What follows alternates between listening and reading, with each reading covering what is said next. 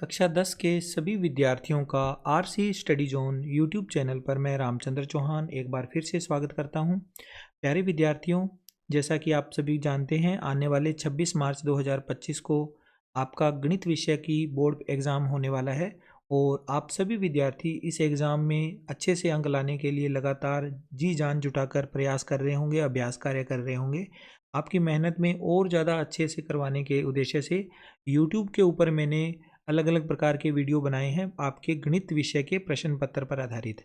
अलग अलग प्रकार के जितने भी प्रश्न आपके एग्जाम में आने हैं, चाहे वो अति लघुत्रात्मक प्रकार के प्रश्न हैं, रिक्त स्थान वाले हैं, एबे वाले प्रश्न हैं, लघुत्रात्मक प्रकार के प्रश्न हैं, दीर्घ उत्तरात्मक प्रकार के प्रश्न हैं या फिर निबंधात्मक प्रकार के प्रश्न हैं। ये टोटल 6 प्रकार के आपके प्रश्न बनते हैं, तो 6 के 6 वीडियो आपको जरूर देखने हैं। प्रत्येक प्रकार के प्रश्न का मेरा एक वीडियो है, उसे आप अगर अच्छे से देख लेते हैं, उनमें दिए गए प्रश्नों का अभ्यास कर लेते हैं, तो आपको बोर्ड एग्जाम में काफ़ी लाभ मिलेगा। आज इस वीडियो के अंतर्गत हम दीर्घ उत्तरात्मक प्रकार के प्रश्नों को देखेंगे, जो 12 अंकों के प्रश्न आते हैं। प्रत्येक प्रश्न 3-3 अंक का होता है और 4 ही प्रश्न होते हैं। इन 4 प्रश्नों का अभ्यास अगर आप अच्छे से करोगे तो आपको 12 अंक अर्जित होंगे। तो इस वीडियो को पूरा देखना, कक्षा 10वीं के विद्यार्थी होने के नाते, और यहाँ से आपको ज़्यादा से ज़्यादा बेनिफिट मिलेगा। ज़्यादा लंबा वीडियो नहीं करते हैं, इसका शुरुआत करते हैं हम। देखो, प्रश्न नंबर जो 14 से लेकर 17 तक के ये 4 प्रश्न हैं, ये चारों प्रश्न आपके दीर्घ उत्तरात्मक प्रकार के प्रश्न हैं और प्रत्येक प्रश्न 3-3 अंकों का होगा, जो कि टोटल 12 अंक बनते हैं। अब ये 4 प्रश्न आएंगे कहाँ से, इस वाले चैप्टर में से कितने प्रश्न आएंगे वो देख लेते हैं। तो देखो, सबसे पहला चैप्टर आपका इसमें अध्याय 5वां समांतर श्रेणी है, उसमें से एक प्रश्न आएगा। अध्याय 7वां निर्देशांक ज्यामिति, इसमें से भी एक प्रश्न मिलेगा। अध्याय 10 वृत्त, इसमें से भी एक प्रश्न आएगा। और अध्याय 13 सांख्यिकी, इसमें से भी एक प्रश्न आएगा दीर्घ उत्तरात्मक प्रकार का। तो इन 4 चैप्टर्स की अगर आप तैयारी करते हो और दीर्घ उत्तरात्मक प्रश्न की तैयारी करते हो, तो इन 4 चैप्टर में से ये 12 अंक बन जाएंगे। देख लेते हैं कौन कौन से अध्याय में से कौन कौन से इंपॉर्टेंट क्वेश्चन हैं। सबसे पहले हम अध्याय 5 समांतर श्रेणी को देखते हैं। इस अध्याय में से कौन से इंपॉर्टेंट क्वेश्चन बनते हैं। तो पहला क्वेश्चन है हमारे पास, पहला क्वेश्चन है, एक समांतर श्रेणी का व्यापक पद 5n-7 है। याद कीजिए कि समांतर श्रेणी का 21वां पद इसके 16वें पद से कितना अधिक है। हमें व्यापक पद तो दे दिया, लेकिन हमसे ये पूछ लिया गया कि 21वां पद है वो 16वें पद से कितना अधिक है। तो ज़्यादा मुश्किल नहीं है प्रश्न, आपको आराम से इस प्रश्न को सोल्व करना है। व्यापक पद जब हमें दे दिया जाता है ना, तो हम कोई भी पद ज्ञात कर सकते हैं। व्यापक पद यानी nवां पद, बस केवल n का मान चेंज करोगे आप। n का मान अगर 1 रख दोगे तो पहला पद ज्ञात हो जाएगा, 2 रख दोगे तो दूसरा पद ज्ञात हो जाएगा, 3 रख दोगे तो तीसरा पद ज्ञात हो जाएगा। लेकिन अब हमें 1, 2, 3 नहीं रखना, हमें तो केवल ये बताना है कि 21वां पद है वो 16वें पद से कितना अधिक है। तो हमें n का मान एक बार 21 रखना है, दूसरी बार 16 रखना है। 21 और 16 रखने पर हमें 21वां पद और 16वां पद ज्ञात हो जाएगा। दोनों का अंतर ही तो बताना है ना, तो अंतर हम बता देंगे। तो शुरुआत करते हैं प्रश्न की। देखो, सबसे पहले हम दिया क्या गया है, समांतर श्रेणी का व्यापक पद यानी an बराबर 5n-7। अब इसमें हम n का मान अगर 21 रखेंगे तो 21वां पद ज्ञात होगा, जो कि 98 आ जाएगा n का मान 21 रखने पर। 16वां पद ज्ञात करना है तो n का मान 16 रखेंगे, 73 आएगा। 21वें पद में से 16वां पद घटाएंगे तो 98-73 25 आएगा, अर्थात 21वां पद जो है वो 16वें पद से 25 अधिक है। तो ये इस तरह से क्वेश्चन करना था। सेकंड इंपॉर्टेंट क्वेश्चन इस चैप्टर में से बनता है, किसी समांतर श्रेणी के तीसरे और 9वें पद क्रमशः 4 और -8 है, इनका कौन सा पद -20 होगा। तीसरा पद और 9वां पद, ये 2 पद हमें दिए हुए हैं, हमें ये बताना है कि इसका कौन सा जो पद है वो -20 होगा। तो बच्चों, ज़्यादा इसमें कुछ नहीं करना आपको, तीसरा पद और 9वां पद आपको पता है, तो इन दोनों पदों की हेल्प से आप समांतर श्रेणी का प्रथम पद और सार्वंतर ज्ञात कर सकते हो। आपको पता होगा कॉन्सेप्ट, किसी भी एपी के अगर आपको 2 पद पता हो तो आप उन दोनों पद की हेल्प से प्रथम पद और सार्वंतर ज्ञात कर सकते हो, यानी ए और डी ज्ञात हो जाएगा। फिर हमें इसका कौन सा पद -20 है, तो वहाँ पर हमें n का मान ज्ञात करना है, तो इसको nवां पद मान लेंगे और इसको आगे सोल्व कर लेंगे। तो करते हैं इसको स्टार्ट। सबसे पहले हम लिखेंगे इसमें कि दिया क्या गया है, एपी का तीसरा पद जिसे हम a+2d मानते होते हैं बराबर में 4, एपी का 9वां पद a+8d बराबर -8।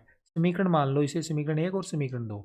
इन दोनों समीकरणों में अगर हम घटाव करेंगे तो चिन्ह बदलेंगे इसके, ये a माइनस का हो जाएगा, 8d है ये भी माइनस का हो जाएगा, बराबर में -8 जो है वो प्लस का हो जाएगा। अब इसके बाद क्या होगा, अब इसके बाद होगा यहाँ पर ये दोनों वैल्यू कट जाएगी और माइनस का 6d बच जाएगा बराबर का 12, तो d का मान आ जाएगा -2। फिर हम दूसरे समीकरण में d का मान समीकरण 1 में रखेंगे, समीकरण 1 में d का मान रखेंगे तो क्या आ जाएगा, a का मान 8 आ जाएगा। अब a भी हमें पता चल गया, d भी पता चल गया, तो हम मान लेंगे आगे कि AP का जो nवां पद है ना वो है -20। हमें नहीं पता कौन सा वहाँ पद है, लेकिन हम nवां पद मान लेंगे और n की वैल्यू निकाल लेंगे। nवां पद यानी a + n-1 गुणा d बराबर -20। अब इसमें हम सोल्व करेंगे a और d के मान रखते हुए। a और d के मान रखेंगे, a का मान 8, d का मान -2। सोल्व करने पर हमें n का मान मिल जाएगा 15, यानी इस AP का 15वां पद जो है वो -20 होगा। ओके, ये इस तरह से क्वेश्चन हमें कंप्लीट करना था। इसके बाद अगला प्रश्न देखते हैं। प्रश्न नंबर 3, समांतर श्रेणी 1, 4, 7, 10, - 88 का अंत से 15वां पद ज्ञात कीजिए। बहुत ही अच्छा प्रश्न है बच्चों। अंतिम पद से 15वां पद पूछा गया है। एक समांतर श्रेणी हमें दे रखी है। इस प्रश्न को करने के दो मेथड हैं, तो दोनों ही मेथड मैं आपको बता देता हूँ। पहला मेथड तो ये है कि आप इसमें जो AP दे रखी है उसमें से A निकाल लो, प्रथम पद, सारवंतर D निकाल लो, और nवां पद जो लास्ट पद होता है वो nवां पद होता है। ठीक है, ये तीनों हमने चीज़ें इसमें से निकाल लेनी है। फिर हम इस AP का अंत से nवां पद ज्ञात करने का एक फॉर्मूला है जो आपकी हो सकता है बुक में ना हो, लेकिन आपको ये फॉर्मूला याद रखना है, an माइनस n-1 गुणा d। ये वाला फार्मूला आपको लिखना है, an minus n-1 into D. और इसमें जब आप वैल्यू रखोगे, an की वैल्यू 88 और n-1 की जगह 15-1, n 15वां पद निकालना है ना अंत से, तो 15-1 और d का मान 3, सब रख के कैलकुलेशन करोगे तो 46 इसका उत्तर आएगा। और दूसरा मेथड ये है कि अगर आप इस क्वेश्चन में दी गई AP को उल्टा कर दो, यानी कि जैसे अंत से 15वां पद निकालने की बजाय अगर आप ये निकाल लो कि इस AP के क्रम बदल दो, आप इस AP का क्रम ही चेंज कर दो, उल्टा लिख दो इसे, तो सबसे जो अंतिम पद था वो अब सबसे आगे आ गया 88। 88 के बाद क्योंकि यहाँ 3 3 जुड़ रहे थे, एक में 3 जोड़ने पे 4, 4 में 3 जोड़ने पे 7 आ रहा था। अब हम जब इसको चेंज करेंगे ना, उल्टा लिखेंगे, तो 3 3 कम होते जाएंगे। 88 में से 3 कम 85, 85 में से 3 कम 82, और इसी तरह से अंतिम पद जो था, पहले तो था प्रारंभिक पद, प्रथम पद 1, अब अंतिम पद बन गया 1। अब इस AP का प्रथम पद 88, सारवंतर अब हो जाएगा दूसरा पद 85 में से 88 माइनस करेंगे तो -3। अब देखो मूल जो AP थी हमारी, प्रारंभिक AP जो थी ना ये वाली, इस AP का अंत से 15वां पद क्या होगा, जो हमने नई AP बनाई है, इस नई AP का 15वां पद होगा।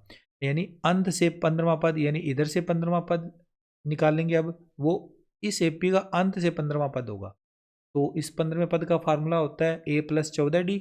तो A का मान 88 + 14 इंटू D का मान -3। इसको सोल्व करेंगे तो ये 46 आ जाएगा। ठीक है, तो इस तरह से इस क्वेश्चन को अपने को करना था। नेक्स्ट क्वेश्चन है, इसमें किसी समांतर श्रेणी का nवां पद 3 + 4n है। nवें पद का मान है 3 + 4n। इसके प्रथम n पदों का योगफल ज्ञात कीजिए। प्रथम n पदों का योगफल ज्ञात करना है। बहुत ही अच्छा प्रश्न है ये भी। इसको भी हम दो मेथड से कर सकते हैं। पहला मेथड तो है कि हमें जो AP का nवां पद दिया हुआ है ना, an बराबर 3 + 4n, ये हमें दे रखा है। यहाँ पर अगर n का मान हम 1 रख दें तो हमें मिल जाएगा A1, यानी पहला पद A, तो सोल्व करेंगे तो 7 आ जाएगा। अब AP के प्रथम n पदों का योगफल ज्ञात करने के दो फार्मूला हैं। एक तो ये फार्मूला है n/2 A + an। तो हमें A हमने ज्ञात कर ही लिया, an हमें दिया हुआ ही था, और n का मान तो n ही रखना है बस, और कुछ ज्ञात करने की ज़रूरत ही नहीं है, बस इसमें मान रखना है। n/2 as it is, A की जगह पर आ जाएगा 7 + an की जगह आ जाएगा 3 + 4n। सोल्व करेंगे इसे तो 5n + 2n² इसका फाइनल आंसर हमें प्राप्त हो जाएगा। ठीक है, ये तो था पहला मेथड। अगर हम इसको दूसरे मेथड से करें तो उसमें क्या है कि पहले जो nवां पद दिया हुआ है वो लिखेंगे, फिर n की जगह पर 1 रखेंगे तो हमें पहला पद A प्राप्त हो जाएगा। n का मान 2 रखेंगे तो दूसरा पद प्राप्त हो जाएगा। पहला पद 7, दूसरा पद 11 है। अब सार्वंतर इसका हम निकाल लेते हैं। सार्वंतर D होता है दूसरा पद माइनस पहला पद। दूसरा पद 11, उसमें से पहला पद 7 माइनस करेंगे, 11 - 7, D का मान आ गया 4।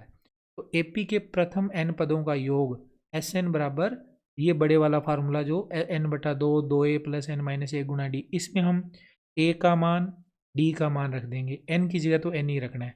तो सोल्व कर लेंगे इसको रख के, तो इसका उत्तर भी हमें 5n + 2n² मिल जाएगा। तो दोनों ही मेथड से हम इस क्वेश्चन को कर सकते हैं। आई होप आपको ये क्वेश्चन अच्छे से समझ में आया है।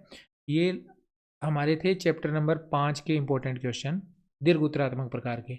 अगला चैप्टर हमारा आता है चैप्टर नंबर 7 निर्देशांक ज्यामिति।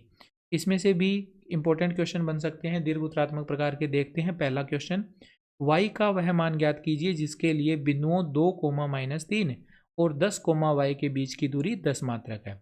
ये दो बिंदु है, इनके बीच की दूरी 10 है, 10 मात्रक है। हमें y की वैल्यू बतानी है कि y की जगह पर क्या आएगा। तो दूरी सूत्र इसमें लगेगा जब दूरियां दे रखी है तो हम इस क्वेश्चन को देखो, दो बिंदु ए और बी मान लिए, इनके बीच की दूरी 10 मात्रक है। दो बिंदुओं के बीच की दूरी का फार्मूला लगा दिया, ए बी बराबर x2 - x1 का whole square plus y2 - y1 का होल स्क्वायर और पूरे के ऊपर वर्गमूल। ए बी का मान हमें 10 दिया हुआ है, ए बी की जगह 10 लिख देंगे। इधर जब मान रखेंगे तो हमारे पास ये वैल्यू आ जाएगी। और अब इसमें 10 का स्क्वायर 100 होता है, 8 का स्क्वायर 64 होता है, वो इधर आके माइनस का 64 हो जाएगा। y + 3 का होल स्क्वायर a + b के होल स्क्वायर के हिसाब से हम खोल लेंगे तो y² + 6y + 9 आ जाएगा। अब पूरा डिटेल में मैं नहीं समझाने वाला यहाँ पर, ये बेसिक चीज़ें होती है जो आपको सीखनी होगी। अब 100 में से 64 माइनस करेंगे 36 और इसको सोल्व करेंगे तो y² + 6y + 9, ये सारा मान जब इस तरफ आएगा या 36 को इस तरफ लाएंगे तो हमें एक द्विघात समीकरण मिल जाएगी, y² + 6y - 27 बराबर 0। इस द्विघात समीकरण को हम दोनों मेथड से कर सकते हैं सोल्व, द्विघाती सूत्र यानी श्रीधराचार्य सूत्र से या फिर गुणनखंडन विधि से। आपकी मर्जी है, आप कोई भी मेथड से इसको सोल्व कर लो। गुणनखंडन विधि से अगर देखें तो इसको कैसे हल करना होता है, इसका कॉन्सेप्ट आपको पता ही होगा। इसका मेथड होता है बच्चों, देखो इसके गुणांक लिखने होते हैं, ए बी और सी की वैल्यू। ए बी सी के मान, y² का गुणांक a 1 हो गया, y का गुणांक b 6 हो गया और अचर पद माइनस का 27 c का मान हो गया। a और c का जब मल्टीप्लाई करते हैं तो माइनस का 27 आता है, -27 आया है। अब हमें माइनस को एक बार इग्नोर कर दीजिए, 27 कौन कौन से पहाड़े में आता है वो लिख लो। 1 के पहाड़े में आता है, 3 के पहाड़े में आता है, 9 के पहाड़े में आता है और 27 के पहाड़े में आता है। यानी इसके गुणनखंड हो गए ये 1 3 9 27। अब देखो क्योंकि माइनस है तो इनमें से वो संख्याएं ढूंढो जिनका घटाव करने पर, माइनस यानी कि घटाव करने पर ये वाला 6 आ जाए हमारे पास। 6 लाने के लिए 9 में से 3 घटाने पड़ेंगे, तो इस तरह से इसको 6 की वैल्यू को 9 - 3 लिख दीजिए। फिर इसको जब आप सोल्व करोगे तो दो गुणनखंड आ जाएंगे, y + 9 और y - 3। तो दोनों को 0 के बराबर रखोगे तो y की दो वैल्यू आ जाएगी, 3, -9। ये आपको पूरा डिटेल में क्वेश्चन मैंने जब इसके चैप्टर के क्वेश्चन करवाए हुए हैं वहाँ पर ये करवाया हुआ है। तो आप वहाँ से अगर आपको समझ में नहीं आया तो इस चैप्टर के क्वेश्चंस को आप एक बार ज़रूर देख लेना। नेक्स्ट इसके बाद अगला क्वेश्चन है हमारे पास, चतुर्भुज ABCD का प्रकार बताइए यदि इसके शीर्ष इसी क्रम में a -2, b -4, c -6, -2 और d -4, -6 का हो। चार बिंदु हैं, चारों बिंदु इसी क्रम में है, ABCD का प्रकार बताना है। तो ये बड़ा क्वेश्चन बनता है, आपको इजीली ये समझ में आएगा। इसमें हमें दूरी सूत्र का उपयोग करना होता है, दूरियां निकालनी है बस, और दूरियां भी 6 दूरियां निकालनी है। चतुर्भुज के 4 भुजाएं बनती है, चारों भुजाओं की माप निकालनी है और 2 विकर्ण बनते हैं उनकी भी माप निकालनी है। तो इस क्वेश्चन की शुरुआत करते हैं हम। सबसे पहले देखो 4 बिंदु हैं, चारों को लिख दिया हमने, 2 बिंदुओं के बीच की दूरी का सूत्र लिख दिया। फिर हम a और b के बीच की दूरी AB ज्ञात करेंगे जो कि हमारा कितना आ गया, 20 मात्रक, √20 मात्रक आ गया। इसी तरह से BC का मान ज्ञात करेंगे मान रखकर, तो ये भी 20 मात्रक आएगा रूट में। AB और BC सेम आ गए। CD का मान भी सेम आ गया, 20 मात्रक √। DA का मान यानी चौथी भुजा जो है वो भी सेम आ गई। चारों भुजाओं की माप सेम है। अब देखो बच्चों एक चीज़ का ध्यान रखो, अगर चारों भुजाएं एक बराबर आई है तो दो ही कंडीशन हो सकती है कि या तो वो एक वर्ग होगा और या फिर वो एक समचतुर्भुज होगा। चार बिंदुओं से अगर चारों दूरियां बराबर आ गई, चारों भुजाएं बराबर आ गई, तो वर्ग की चारों भुजाएं बराबर होती है और एक समचतुर्भुज की चारों भुजाएं बराबर होती है। तो इसमें भी हमें कैसे पता लगेगा कि ये वर्ग है या समचतुर्भुज है, तो वो विकर्ण बताएंगे। अगर विकर्ण बराबर आ जाते हैं तो वो एक वर्ग होगा, अगर वर्ग विकर्ण बराबर नहीं आते हैं तो वह एक समचतुर्भुज होगा। तो विकर्ण ए सी ज्ञात करेंगे तो 4 मात्रक आएगा, और फिर इसी तरह से बी डी की वैल्यू निकालेंगे, दोनों बिंदुओं के बी और डी के बीच की दूरी बी डी, वो आ गया 8 मात्रक। यहाँ से हमें ये पता चला कि समीकरण 1 2 3 4 तो हमें ये बता रही है कि A B B C D और डी ए चारों भुजाएं 20 मात्रक आई है, जबकि समीकरण 5 व 6 बता रही है कि विकर्ण बराबर नहीं है। तो ये हमें समचतुर्भुज की परिभाषा बता रही है। चारों दिए गए बिंदु क्या है, एक समचतुर्भुज के शीर्ष हैं। नेक्स्ट क्वेश्चन इसमें बनता है हमारे पास इसी चैप्टर का तीसरा क्वेश्चन, इंपॉर्टेंट है ये भी काफ़ी। एक्स और वाई में ऐसा संबंध स्थापित कीजिए ताकि बिंदु P x, y बिंदुओं A 7,1 और बिंदु B 3,5 से समदूरस्थ हो। ये जो बिंदु है ना, इन दोनों बिंदुओं से समदूरस्थ है और हमें x और y में एक रिलेशन यानी संबंध स्थापित करना है। तो इसकी शुरुआत करते हैं। देखो P बिंदु तो है x, y और ये A बिंदु और ये B बिंदु, इनके बीच की जो दूरी है पी ए और पी बी ये आपस में बराबर है, हमें ये दिया हुआ है। तो दो बिंदुओं के बीच की दूरी का फार्मूला अप्लाई करेंगे, ये वाला फार्मूला जरूर लिखना है आपने, और ये सूत्र अप्लाई कर देंगे इसके ऊपर, पी ए दूरी के लिए और पी बी दूरी के लिए। तो देखो बच्चों, यहाँ पर हम जब मान रखेंगे तो हमारे पास अंडर रूट दोनों तरफ है, ये आपस में कट जाएंगे। बाकी वैल्यू जब हमारे पास यहाँ पर वैल्यू रखने पर हमें x2 माइनस x1 और y2 माइनस y1 ये होते क्या हैं, कैसे रखे जाते हैं, इसमें डिटेल में मैं नहीं जाऊँगा। लेकिन अब अगर हम इसे सोल्व करेंगे तो आखिर में हमारे पास ये बन जाएगा कि -8x plus -8x plus 8y बराबर -16 है। सभी में -8 का भाग दे देंगे तो ये बन जाएगा x माइनस वाई बराबर 2, और ये हमारा इस क्वेश्चन का हो गया आंसर। ठीक है, आई होप आपको समझ में आया है ये क्वेश्चन। अगला सवाल है, दिए गए चित्र में त्रिभुज एबीसी की माध्यिका एडी की लंबाई ज्ञात करो। चित्र यहाँ पर नहीं दिखाई दे रहा, अगले पेज पे आपको चित्र दिखेगा। चित्र में हमें एडी की लंबाई बतानी है कि एडी कितनी होगी माध्यिका। ये देखो डायग्राम यहाँ पर बना हुआ है, एबीसी एक क्या है, त्रिभुज है, और ए बिंदु से सामने वाली भुजा पर यह माध्यिका एडी खींची गई है बीसी के ऊपर। माध्यिका है तो इस डी बिंदु के निर्देशांक ज्ञात करने में हमें कोई दिक्कत नहीं आएगी, क्योंकि माध्यिका का जो बिंदु होता है ना, वो सामने वाली भुजा का मध्य बिंदु होता है।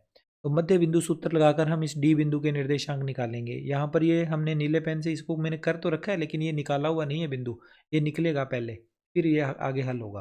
तो देखो पहले हमने लिखा, दिया गया है ए डी त्रिभुज एबीसी की माध्यिका है, जो भुजा बी सी को डी बिंदु पर मिलती है।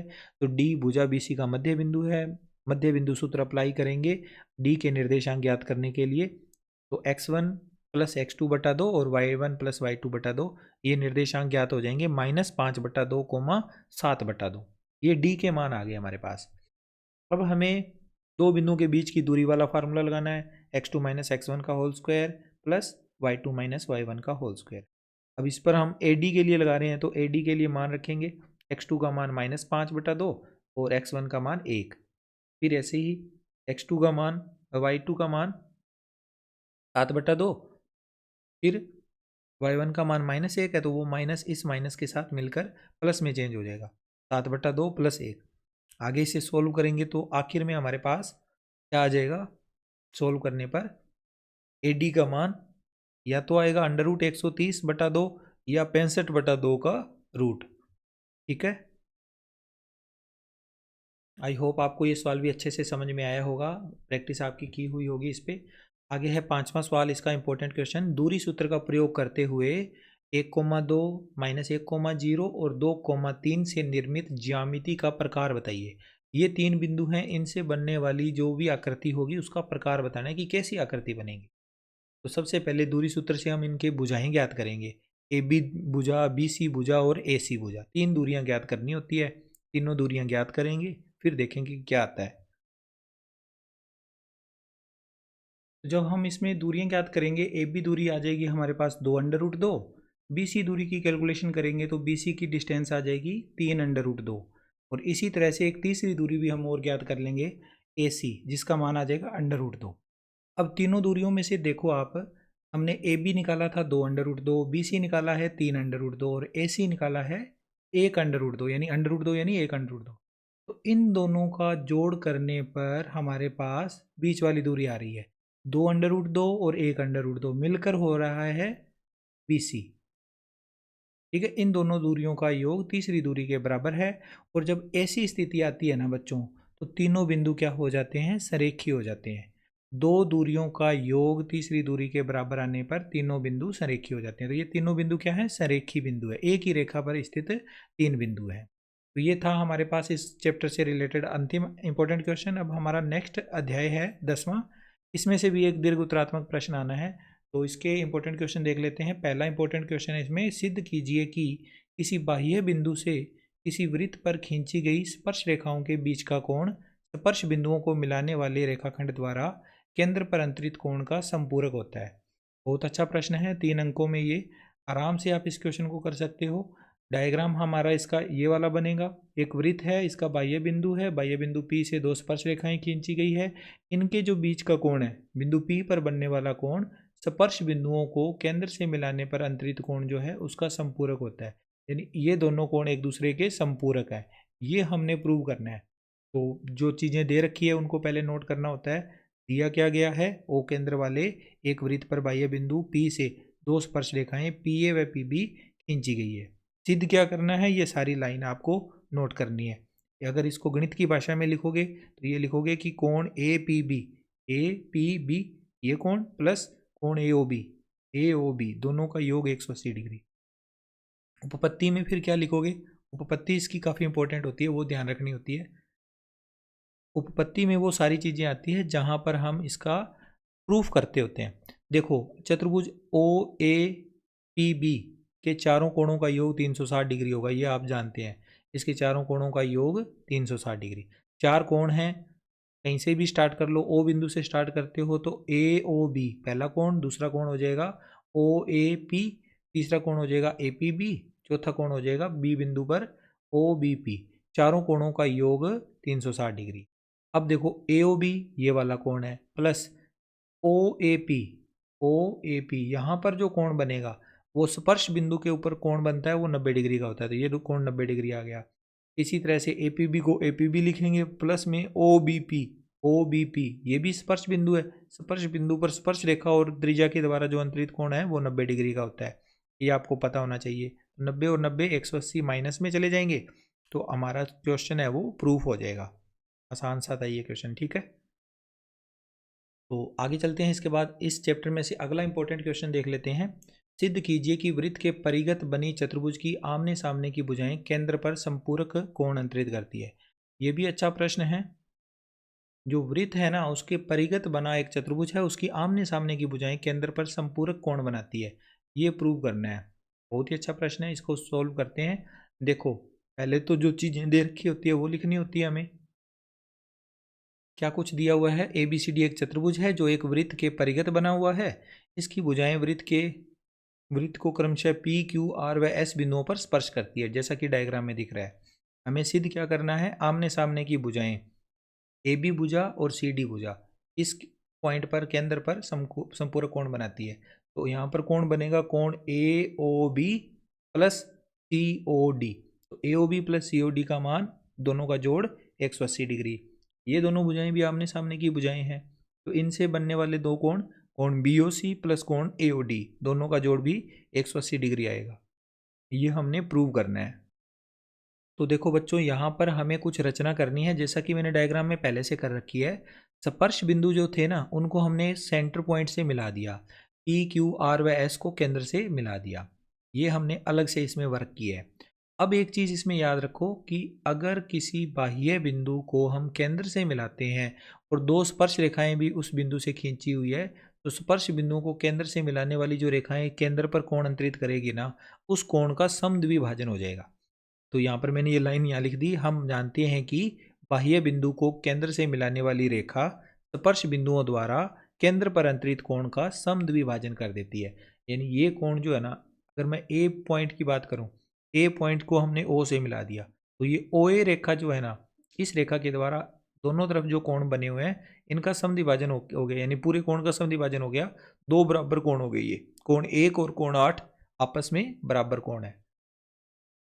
इसी प्रकार B बिंदु से हमने ओ बी लाइन खींची है, केंद्र को मिलाया है, तो ये कोण नंबर 2 और कोण नंबर 3, नाम मैंने 1 से 8 लिखे हुए हैं, तो कोण 2 और 3 आपस में बराबर होंगे। ओ सी रेखाखंड के द्वारा 4 और 5 बराबर हो जाएंगे, 6 और 7 भी आपस में बराबर हो जाएंगे। तो इस लाइन का उपयोग करते हुए हम चारों समीकरणों को लिख लेंगे, यानी कोण 1 कोण 8 के बराबर होगा, कोण 2 कोण 3 के बराबर होगा, कोण 4 कोण 5 के बराबर होगा, कोण 6 कोण 7 के बराबर होगा। चारों समीकरणें लिख ली, ठीक है।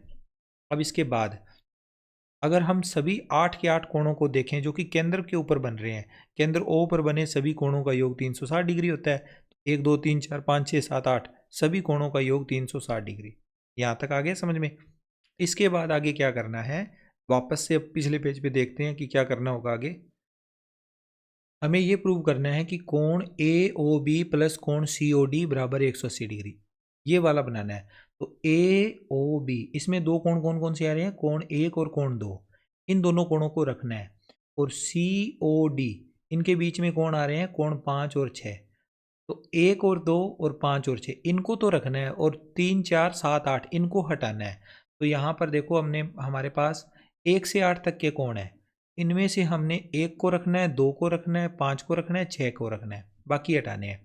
कोण 1 रख लिया हमने, कोण 2 को भी रख लिया, कोण 3 को नहीं रखना, तो कोण 3 का मान यहाँ से देखो, कोण 3 किसके बराबर है, कोण 2 के बराबर है, कोण 2 लिख दिया।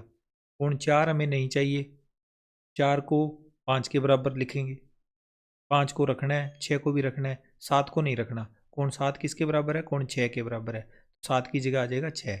और कोण 8 नहीं चाहिए, तो 8 कोण किसके बराबर है, कोण 1 के बराबर है।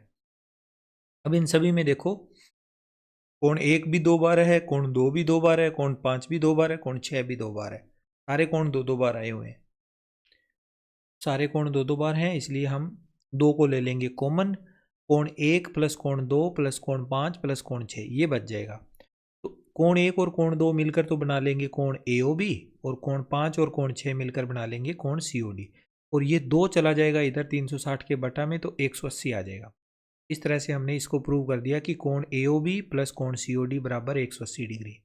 और दूसरे वाला जो है जिसमें हमें बी ओ सी और ए ओ डी को प्रूव करना था, तो फिर उसमें हम क्या रखते, 3 को रख लेते, 4 को और 7 को और 8 को रख लेते, 1 2 5 और 6 को हटा देते। तो करना इसी समीकरण का यूज़ करके था। लेकिन जब इस तरह के क्वेश्चन होते हैं तो उसमें एक को प्रूव करना होता है, दूसरा अपने आप ही लिख देते होते हैं, दोबारा से करके देखने की ज़रूरत नहीं होती। ठीक है, तो ये क्वेश्चन इस तरह से करना था। आई होप आपको सवाल समझ में आया है ये वाला। अगला प्रश्न है, एक वृत्त के परिगत एक चतुर्भुज ABCD खींचा गया है, सिद्ध कीजिए कि AB प्लस सी डी बराबर AD प्लस BC। तो ये भी अच्छा प्रश्न है, इसको देखिए आप डायग्राम के हिसाब से। ये हमारे पास एक डायग्राम है जिसमें एक वृत्त के परिगत ABCD एक चतुर्भुज खींचा गया है। हमने ये सिद्ध करना है कि AB प्लस CD आमने सामने की दोनों भुजाओं का योग और BC प्लस AD के बराबर है, यानी इन दोनों भुजाओं का योग इन दोनों भुजाओं के योग के बराबर है। तो पहले तो हम इसमें लिखेंगे दिया क्या गया है, तो उसमें ज़्यादा कुछ लिखना नहीं है, जो प्रश्न में दिया हुआ है वही बातें लिखनी है। ABCD एक चतुर्भुज है जो एक वृत्त के परिगत खींचा गया है।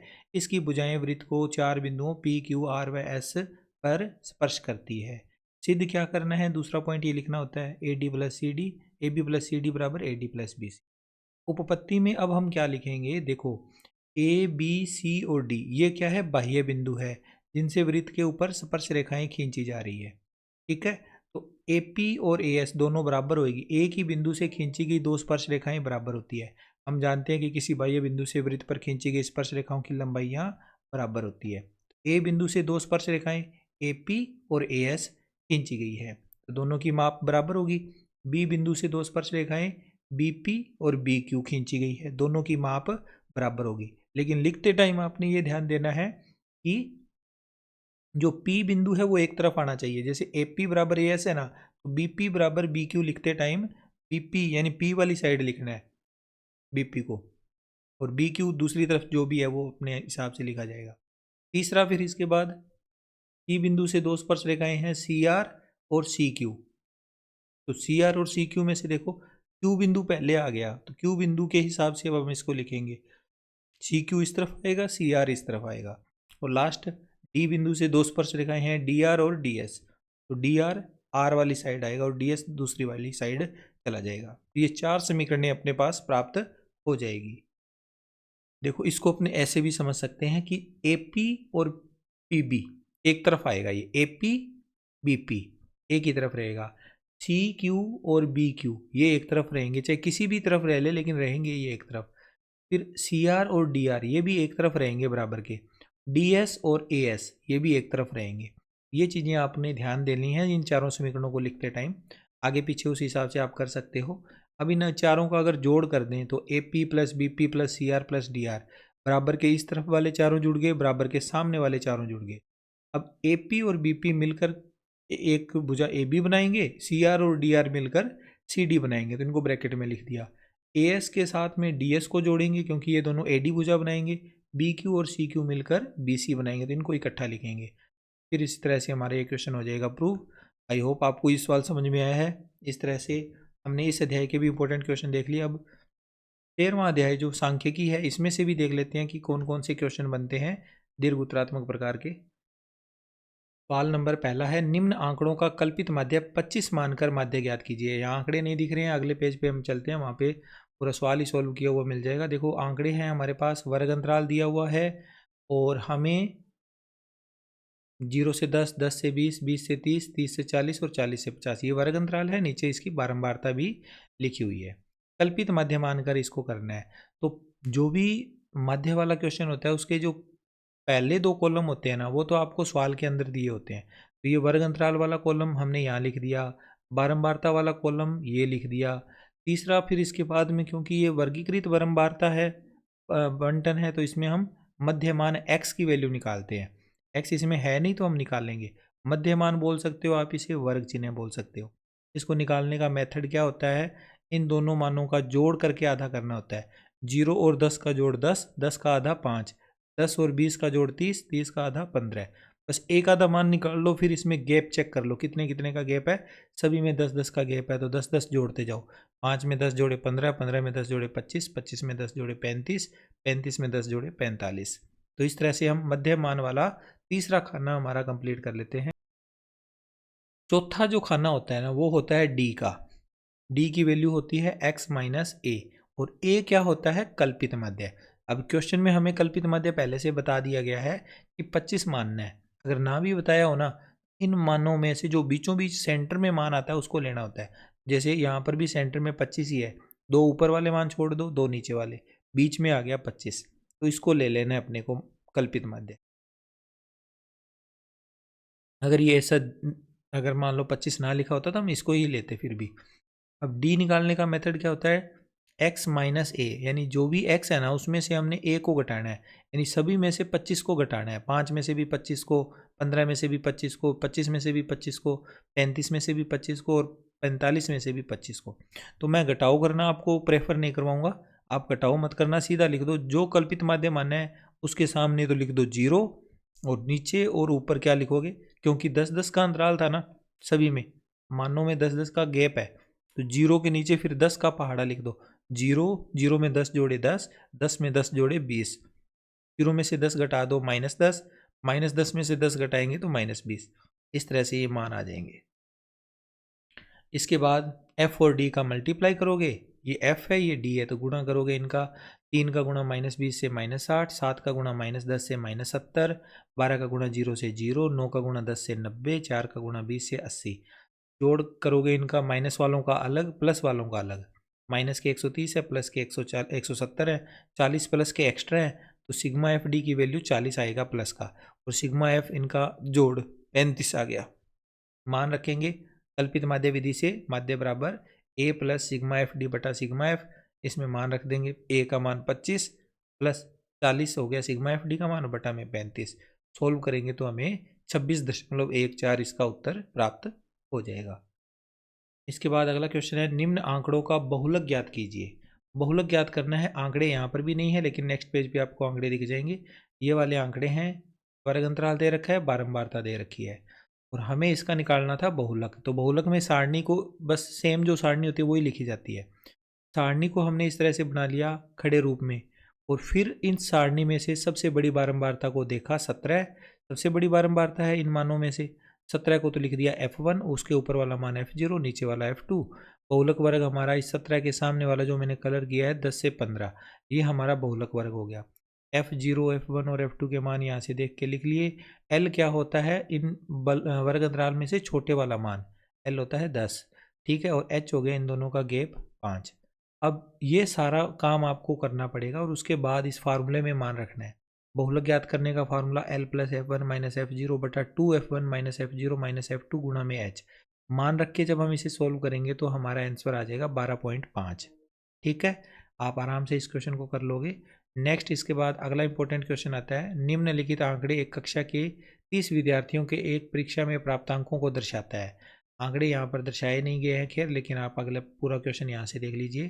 प्राप्तांक हमें दे दिए, विद्यार्थियों की संख्या दे दी, हमें उपयुक्त विधि का चुनाव करते हुए मध्य प्राप्तांक निकालना है, कोई भी एक मेथड लगाना है।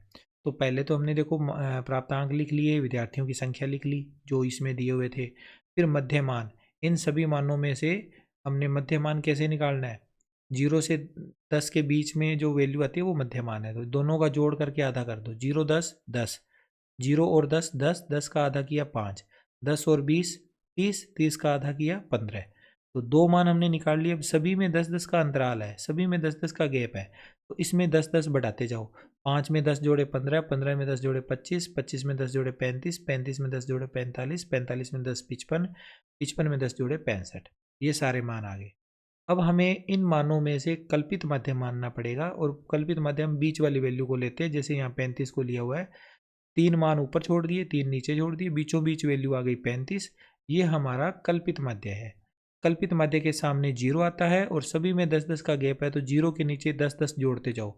0 में 10 जोड़े 10, 10 में 10 जोड़े 20, 20 में 10 जोड़े 30। ऊपर की तरफ घटाना है, 0 में 10 जोड़े 10 माइनस के, माइनस 10 में 0 में से 10 घटाए माइनस 10, माइनस 10 में से 10 घटाए माइनस 20, माइनस 20 में से 10 घटाए माइनस के 30। अब सिग्मा एफ डी निकालने के लिए हमें एफ और डी का मल्टीप्लाई करना पड़ेगा। ये एफ वाली लाइन और ये डी वाली लाइन, इनका गुणा करना है। 1 का गुणा -3 30 के साथ -30, 2 का गुणा -20 के साथ -40, 4 का गुणा -10 के साथ -40, फिर 9 का गुणा 0 से 0, 5 का गुणा 10 से 50, 6 का गुणा 20 से 120, 3 का गुणा 30 से 90। इन सभी का जोड़ अगर घटाव करें तो ये सारे जो मान माइनस के ये जुड़ जाएंगे, माइनस के 110, प्लस वाले मान अलग जुड़ जाएंगे, प्लस के हो गए 260। अब इसको अपने देखेंगे तो सिग्मा एफ डी इन दोनों का घटाव करेंगे तो माइनस वाले थोड़े हैं, प्लस वाले ज़्यादा है, तो प्लस में उत्तर आएगा 150, और सिग्मा एफ का मान तो 30 है ही, इन सभी का जोड़। अब माध्य का फार्मूला ए प्लस सिग्मा एफ डी बटा सिग्मा एफ, इसमें मान रखेंगे 30 प्लस सिग्मा एफ डी का मान 150 बटा सिग्मा एफ का मान 30, 0 से 0 कैंसिल, 15 बटा 3 5 होता है, 35 और 5 40, 40 इसका राइट आंसर आ जाएगा। ठीक है, नेक्स्ट इसके बाद अगला इंपॉर्टेंट क्वेश्चन है, निम्न आंकड़ों का माध्यक ज्ञात कीजिए। माध्यक ज्ञात करना है इन आंकड़ों का। तो माध्यक के लिए हमें ये जो टेबल दे रखी है, पहले तो इस टेबल को आप ध्यान से देखो। आयु दे रखी है वर्षों में, 1 से 9, 11 से 19, 21 से 29, 31 से 39, 41 से 49। तो इन सभी मानों में आप देखो 1 के बाद में 9 आ गया, 9 के बाद में दोबारा से आगे 9 से स्टार्ट नहीं हो रहा, आगे 11 से स्टार्ट हो रहा है, यानी इनमें अंतराल है, गैप है। तो फिर भी अपने को ये वाली जो कॉलम है ना, इसको हमने पहले बना लिया। यहाँ 1 से 9, 11 से 19, 21 से 29, 31 से 39 और 41 से 49। ये मान आयु तो है लेकिन सतत नहीं है, 1 के बाद 9 है, 9 के बाद आगे 9 से स्टार्ट नहीं हो रहा, तो इसको सही करना है। सही करने का मेथड होता है, 9 में कितने जुड़कर 11 बन रहा है, 2, 19 में 2 जोड़ने पर 21, 29 में 2 जोड़ने पर 31, 39 में 2 जोड़ने पर 41, यानी सभी में 2 2 एक्स्ट्रा जुड़ रहे हैं। उस 2 जो एक्स्ट्रा जुड़ा है ना, उसी को ही ख़त्म करना है। 2 का आधा कर दो 1, इस 1 को हम पहले वाले मान में तो घटा देंगे, दूसरे वाले में जोड़ देंगे। इधर 1 में से 1 घटा दिया 0, 9 में 1 जोड़ दिया 10, 11 में से 1 घटा दिया 10, 20 हो जाएगा 19 में 1 जोड़ने पर, 21 में से 1 घटा दिया 20, 29 में 1 जोड़ने पर 30, 31 में से 1 घटा दिया 30, और 39 में से 1 जोड़ दिया 40 हो गया। इस तरह से ये सारे मान आ गए। पॉलिसी की संख्या जो ये वाली दे रखी है यही सेम लिख दी, और फिर इसके बाद संचयी बारंबारता, बारंबारताओं का योग करते जाओ। 5 का 5, 5 में ये 8 जोड़े 13, 13 में 13 जोड़े 26, 26 में 10 जोड़े 36, 36 में 4 जोड़े 40, तो n का मान आ गया 40। अब अगर n 40 है तो n बटा 2 आ जाएगा 40 बटा 2, यानी n बटा 2 का मान 20 आ गया। अब 20 से ठीक बड़ी संचयी बारंबार, इनमें से 20 से जस्ट पहले बाद में आने वाली है 26, तो 20 से ठीक बड़ी संचयी बारंबारता 26 है। अतः माध्यक वर्ग अंतराल 20 से 30, 26 के सामने वाला जो वर्ग अंतराल है, ये वाला वर्ग अंतराल हमारा माध्यक वर्ग अंतराल है। ठीक है, माध्यक वर्ग अंतराल कौन सा हुआ? 20 से 30। ओके, अब इसके अनुसार हमें मान लिखने होते हैं। सी एफ होता है, सी एफ वाले खाने में 26 के जस्ट ऊपर वाला मान, ये सी एफ होता है। एफ होता है 26 वाले ही लाइन में, यहाँ पर आ जाएगा 26 के सामने वाला मान। एल होता है इसका छोटे वाला मान, और एच होता है इन दोनों का गैप, अंतर। ठीक है, अब इसमें मान रख के इसको सोल्व करेंगे तो ये हमारा 25.8 इसका उत्तर आ जाएगा। दोबारा देख लो, इसमें फार्मूला लगाएंगे माध्यक का, एल प्लस एन बटा 2 माइनस सी एफ बटा एफ गुणा में एच, मान रखेंगे 20 माइनस 13 बटा 13 और सोल्व कर लेंगे इसे, तो 20 प्लस 5.38 आएगा, तो 20 और 5 25, 25.38 इसका राइट आंसर हो। नेक्स्ट है क्वेश्चन नंबर 5वां, कक्षा 10 के 100 छात्रों के प्राप्तांक निम्नानुसार है। ये प्राप्तांक दे रखे हैं, बहुलक प्राप्तांक बताने हैं इसका। तो बहुलक प्राप्तांक ज्ञात करने का मेथड आप सभी जानते ही होंगे कि हमारे पास जो टेबल होती है ना, एज इट इज़ बनती है, उसमें कोई चेंज नहीं करना होता। सबसे बड़ा मान जो होता है वो F1 होता है, ये भी आपको पता होगा। F1 के अनुसार फिर बाकी सारे मान लिखे जाते हैं। तो पहले हम शुरुआत करेंगे, सबसे बड़ी बारंबारता क्या है? 44 है। सबसे बड़ी बारंबारता 44 है, अतः बहुलक वर्ग अंतराल क्या हुआ? 44 के सामने वाला मान, ये 20 से 30। अब इसके अनुसार सारे मान आएंगे। F0 होगा ये वाला, F2 F1 होगा 44 और F2 होगा 20। बस ये मान लिखने के बाद फार्मूला है आपके पास बहुलक का, उसमें मानों को रखना है। L की जगह पर 20 प्लस F1 माइनस F0 की जगह 44 माइनस 20 बटा 2F1 2 गुना 44 माइनस F0 20 F2 20। सोल्व करने के बाद आखिर में हमारे पास इसका आ जाएगा 240 बटा 48 यानी 5, तो 20 प्लस 5 का फाइनल आंसर हो। आई होप आपको ये सवाल भी अच्छे से समझ में आया है।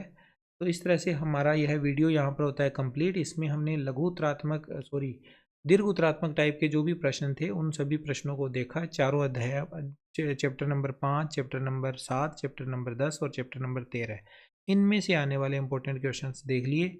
इनमें आपको काफ़ी हेल्प मिलेगी इन क्वेश्चन को। मिलता हूँ नेक्स्ट वीडियो में। Take care, bye bye.